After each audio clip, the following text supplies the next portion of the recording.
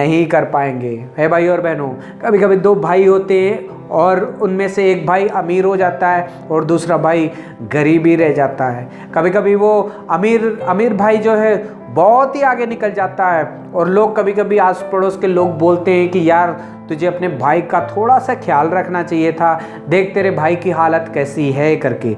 जब उसे कोई और बताता है तो फिर वो करने की कोशिश करता है, लेकिन जब पैसे खर्च करने की बारी आती है तो हमेशा डर के पीछे हट जाता है, इसलिए ताकि मेरे पैसे खर्च ना हो जाए। हे भाई और बहनों, अगर परमेश्वर का प्यार आपके अंदर है, अगर परमेश्वर की आत्मा, प्रभु यीशु मसीह की आत्मा आपके अंदर है, आपने अगर तौबा की है, आपने अगर उद्धार पाया है, आपने अगर बपतिस्मा लिया है, तो भाई और बहनों, लोग आपको नहीं कहेंगे कि आपके भाई की आप मदद करो, आप खुद ही, परमेश्वर की आत्मा आपको अगुवाई करेगी कि अपने भाई को मदद करो।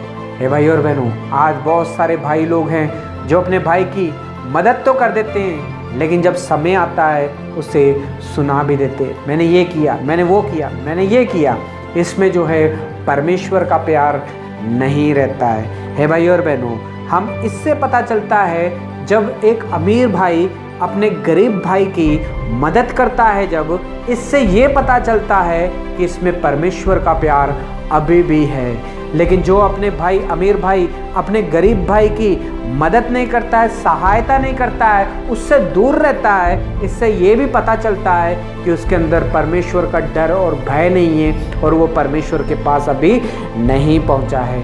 हे भाई और बहनों, आज परमेश्वर इस वचन के द्वारा हमसे बात कर रहा है। वचन में लिखा गया है बालकों, हम वचन और जीभ से नहीं पर कामों के द्वारा भी प्यार दिखाएं। कई लोग हैं जो बातों से कह देते हैं, मैं ये कर दूंगा मेरे भाई के लिए, मैं वो कर दूंगा, मैं उसके लिए ये कर दूंगा, अगले साल ये कर दूंगा कहते हैं, लेकिन जब समय आता है तो कुछ भी नहीं करते हैं। वचन में लिखा है कि हमें बातों से नहीं, वचन से नहीं, हमें अपने कामों से दिखाना चाहिए कि मैं अपने भाई से प्यार करता हूँ। हे भाई और बहनों, आप अपने भाई के लिए क्या करते हो?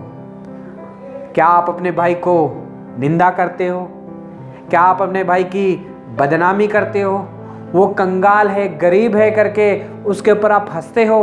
तो आज परमेश्वर इस वचन से हमसे बात कर रहा है। 17 में लिखा है, जिस किसी के पास संसार की संपत्ति हो और अपने भाई को कंगाल देखकर उस पर तरस नहीं खाता है, तो उसके अंदर पिता परमेश्वर का प्यार भी नहीं है। हे भाई और बहनों, आपके पास संपत्ति, बहुत सारी धन दौलत हो सकती है, लेकिन अगर आपके अंदर आपके भाई के लिए प्यार नहीं है, तो वचन कहता है कि आप के अंदर परमेश्वर का भी प्यार नहीं है, आपके परमेश्वर के साथ आपकी संगति भी नहीं है। जो अपने भाई को देख के सहायता नहीं कर सकता है, तो भाई और बहनों, वो सबसे बड़ा कंगाल है। हे भाई और बहनों, आज परमेश्वर इस वचन से हमसे बात कर रहा है। हम अपने भाई के साथ कैसे हैं?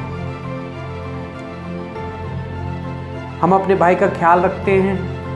हम तो ऊंचे पद के ऊपर पहुंच चुके हैं, कोई कमी घटी नहीं है, लेकिन मेरा भाई अभी भी नीचे रह गया है। क्या आप उसकी सहायता कर रहे हो, मदद कर रहे हो?